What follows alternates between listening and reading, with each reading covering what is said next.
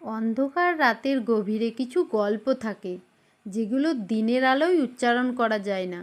আজ আমরা শুনতে চলেছি নীল রাত্রির ডায়েরি, এক এমন ডায়েরির গল্প যেখানে লেখা আছে 1 শতাব্দীর পুরনো প্রেম, বিশ্বাসঘাতকতা, প্রতিশোধ আর অমীমাংসিত রহস্যের ইতিহাস। যদি আলো কমিয়ে শুনতে পারেন তবে গল্পটা আপনার মাথার ভেতরেই ছবি হয়ে উঠবে।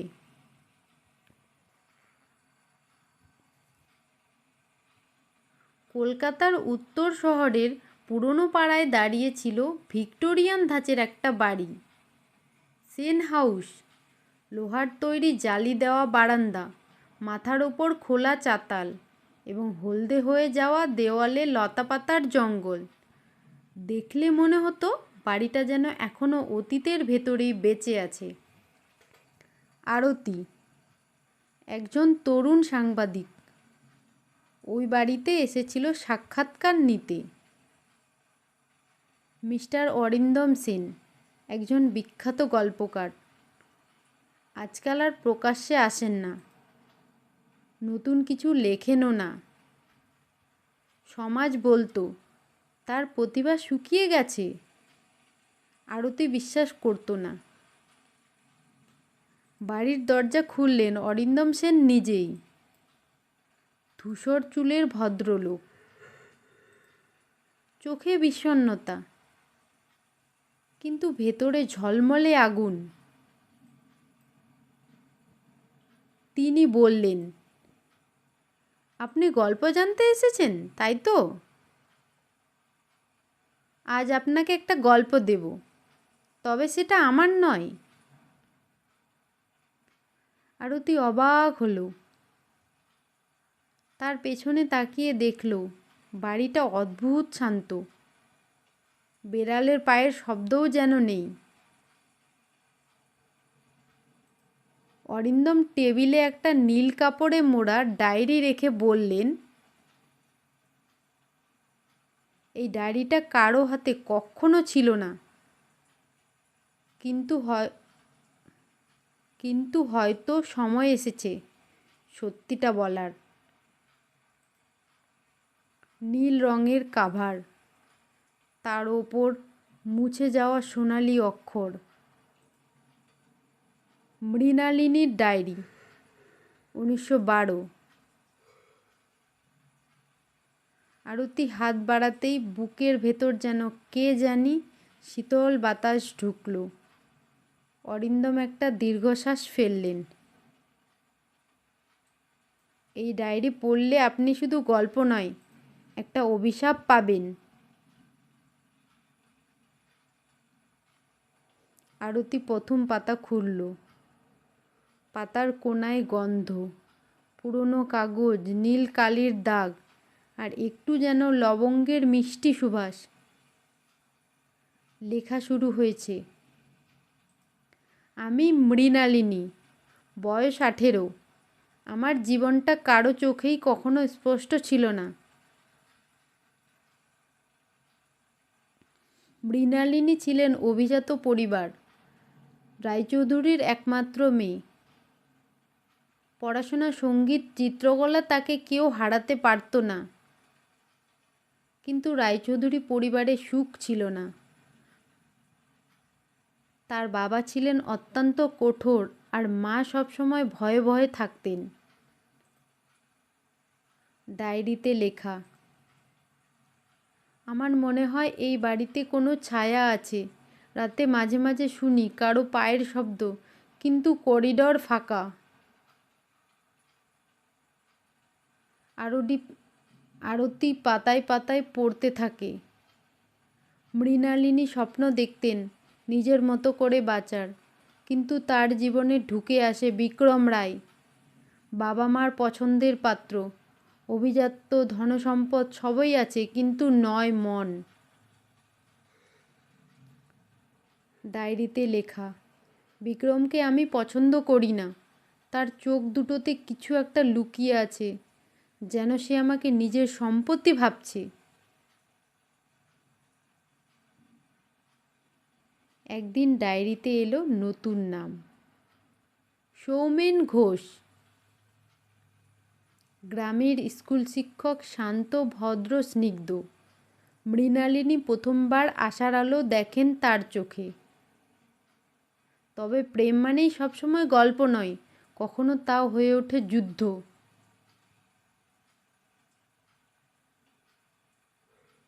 মৃণালিনী ও সৌমেনের গোপন প্রেম ধীরে ধীরে বাড়তে থাকে। তারা দেখা করত জ্যোৎস্না রাতে বাড়ির পেছনের পুরনো কুয়োর ধারে। ডায়েরির সেই পাতাগুলো পড়তে পড়তে আরতির শরীরে শিরশিরে অনুভূতি হচ্ছিল, যেন সে দুই মানুষের কথা দেখছে। কিন্তু বিক্রম সন্দেহ করতে শুরু করলো। এক রাতের ঘটনা। মৃণালিনী লিখেছেন, বিক্রম আমার ঘরে ঢুকে বলল, তোমাকে আমি অন্য কারো সঙ্গে দেখতে চাই না, না হলে এই বাড়ি তোমাকে বাঁচতে দেবে না। পরদিন সৌমেন নিখোঁজ। ডায়েরিতে লেখা, আজও তার চশমাটা কুয়োর পাড়ে পড়েছিল, আমি ডাকলাম, কোনো উত্তর নেই। আরতি পাতা উল্টাতেই দেখল নীল কালির অক্ষরগুলো হঠাৎ ঝাপসা, যেন কেউ কান্না করে লিখছে।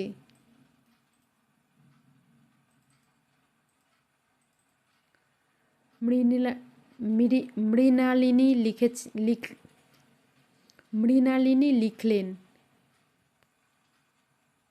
আমার বাবার চোখে হঠাৎ পরিবর্তন। মা বললেন, চুপ থাকো। বাড়ির নিচতলার সেই বন্ধ ঘর, যেখানে কেউ যেতে পারে না। রাতে আলো জ্বলে কিন্তু দরজা খোলে না। একদিন গভীর রাতে মৃণালিনী শব্দ শুনলেন, হাহাকার, কান্না, গম্ভীর পুরুষের কণ্ঠ। তিনি নিজের চোখে দেখলেন রায়চৌধুরী আর বিক্রম একসঙ্গে ওই ঘর থেকে বেরোচ্ছে, হাতে রক্তের দাগ, কাপড় কাদা লেগে আছে। তিনি আতঙ্কে লিখলেন, তারা সৌমেনকে মেরে ফেলেছে, আমি নিশ্চিত। পরদিন দুর্বিষহ আতঙ্কে মৃণালিনী অসুস্থ হয়ে পড়েন, কিন্তু বাড়ির মানুষ বললেন উন্মাদ হয়ে গেছে। আরতি পড়তে পড়তে থমকে গেল। এত বছর আগে তাহলে? অরিন্দম সেন চুপচাপ বললেন, আরও পড়ুন, সত্যিটা ভয়ঙ্কর। শেষ পাতাগুলোতে কোনো লেখা নেই, শুধু আঁকা ক্ষতচিহ্ন, আঁকিবুকি। কিন্তু একটি পাতা মধুর কণ্ঠে লেখা, আমি এই বাড়ি ছাড়ছি না, ওরা আমাকে মেরে ফেলতে চায়, যদি আমি মরি এই ডায়েরি সত্যকে বাঁচিয়ে রাখবে। তারপর আর কিছুই নেই, লেখা বন্ধ। কিন্তু পাতার নিচে শুকনো রক্তের মতো বাদামি দাগ। আরতি ভয়ে শিউরে উঠল। আরতি গভীর দৃষ্টিতে অরিন্দম সেনকে দেখল। তিনি ধীরে বললেন, মৃণালিনী ছিলেন আমার ঠাকুমা, তাকে খুন করা হয়, ওই ঘরের তলায় তার দেহ পুঁতে রাখা হয়। আরতি স্তব্ধ। অরিন্দম বললেন, আমি অনেক বছর ধরে জানার চেষ্টা করেছি। ওই ডায়েরিটা আমাকে পথ দেখিয়েছে। যে শাস্তি পাওয়ার ছিল সবাই মারা গেছে, কেবল গল্পটাই রয়ে গেছে। তিনি জানালেন, বাড়ির নিচে এখনও সেই বদ্ধ ঘর আছে। রায়চৌধুরী পরিবারের অতীত আজও সেখানে বন্দী। আরতি প্রশ্ন করল, শেষে কি হয়েছিল? অরিন্দমের কণ্ঠ ভারী। সৌমেন বেঁচে ছিলেন না, তাকে হত্যা করা হয়েছিল। আর মৃণালিনীও তার পরদিন গায়েব হয়ে যায়।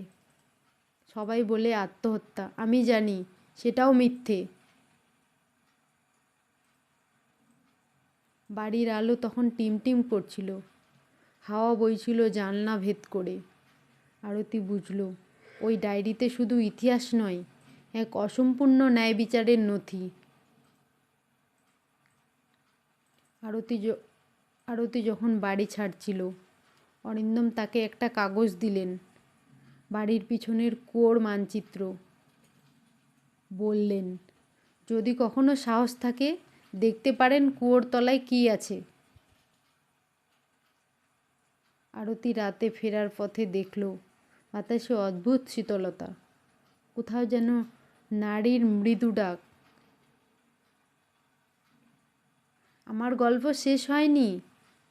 আরতি বুঝল গল্পটা সে লিখবে, কিন্তু ডায়েরির শেষ রহস্য আজও অমীমাংসিত।